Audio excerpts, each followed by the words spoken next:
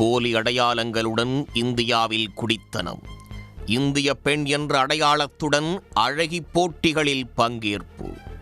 Cinema கலைஞர்களை ஏமாற்றி திரைப்படத்தில் நடிப்பு என கொல்கத்தாவில் ரகசிய வாழ்க்கை வாழ்ந்த இந்த வங்கதேச அழகி யார்? கொல்கத்தாவில் உள்ள ஜாதவ்பூர் பகுதியில் வசிக்கும் நடிகையும் மாடல் அழகியுமான சாந்தா பால் காவல் நிலையத்தில் புகார் ஒன்றை அளித்தார். அதில் தன்னிடம் ஒருவர் பண மோசடி செய்து விட்டதாக குற்றம் சாட்டியிருந்தார்.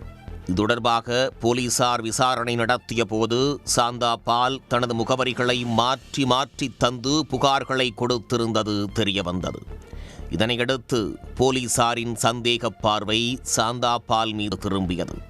இதனால் அவர் தங்கியிருந்த அடுக்குமாடி குடியிருப்பில் போலீசார் அதிரடி சோதனையில் ஈடுபட்ட போது திடுக்கிடும் தகவல்கள் வெளியானது.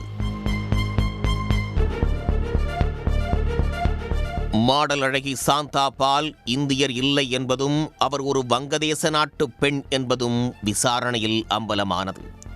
அவரிடம் வங்கதேச பாஸ்போர்ட் மற்றும் வங்கதேச விமான நிறுவனத்தின் அடையாள அட்டைகளும் கண்டுபிடிக்கப்பட்டன.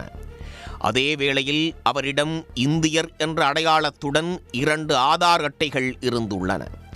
ஒன்றில் ஒரு முகவரியும் மற்றொன்றில் வேறொரு முகவரியும் இருந்துள்ளது.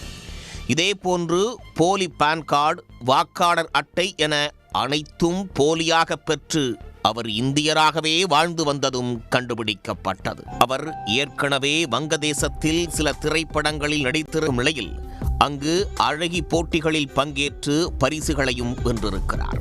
இதன் பின்தான் இந்தியாவில் செட்டிலாகிவிட வேண்டும் என நினைத்த சாந்தா பால் ஆந்திராவைச் சேர்ந்த ஒருவரை திருமணம் செய்து கொண்டுள்ளார். இதற்கு பின் கொல்கத்தாவில் குடியிருப்பை வாடகைக்கு எடுத்து போலி ஆதார், பான் மற்றும் வாக்காளர் அட்டையை பெற்றுள்ளார். இதன் மூலம் கேரளாவில் நடைபெற்ற அழகி போட்டி ஒன்றிலும் பங்கேற்றுள்ளார்.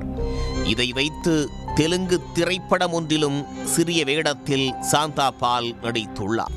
இதன் பின் சமூக வலைதளத்தில் பிரபலமான அவர் யூடியூப் சேனல்களுக்கு ஏராளமான நேர்காணல்களையும் கொடுத்துள்ளார். அதில் தான் ஒரு இந்தியர் என்றும் பதிவு செய்துள்ளார். இந்த சூழலில்தான் அவர் ஒரு சிறிய நிறுவனம் ஒன்றை தொடங்க திட்டமிட்டுள்ளார். இதில் ஒரு சிலர் அவரை ஏமாற்றியதாக தெரிகிறது.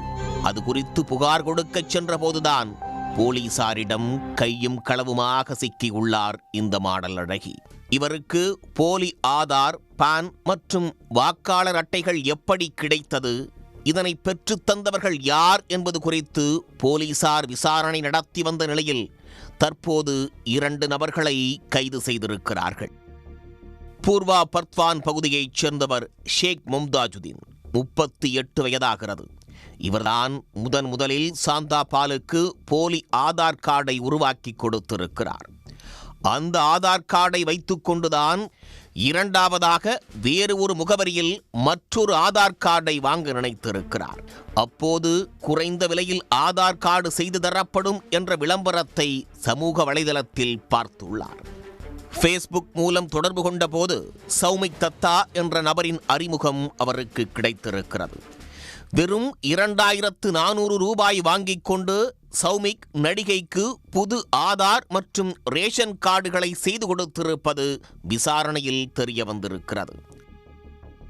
இந்த சம்பவம் தொடர்பாக வழக்கு பதிவு செய்த போலீசார் ஷேக் மும்தாஜுதீனையும் சௌமிக் தத்தாவையும் கைது செய்து சிறையில் அடைத்திருக்கிறார்கள்.